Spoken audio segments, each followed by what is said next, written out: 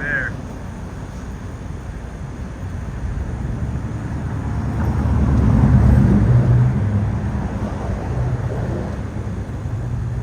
And this one, I seen it start at a low spot, and then it shot up and really started taking off. Probably gone now. I can't really see it anymore.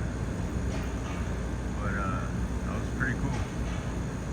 Little flyby included. And it's really sky's really dirty today. It started right around here and it was going up, up, up, up, up. And I tried to get the camera going. That took a few seconds.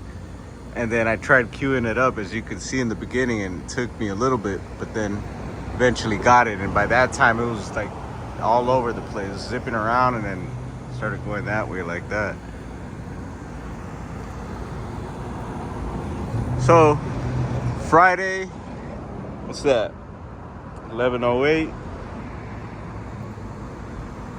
That kind of tells me it's probably going to be a pretty good day today, even though it's not super clear, and it usually isn't, but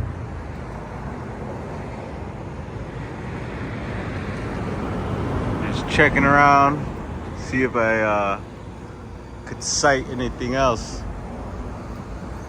Go what's up, say what's up to my bro right quick.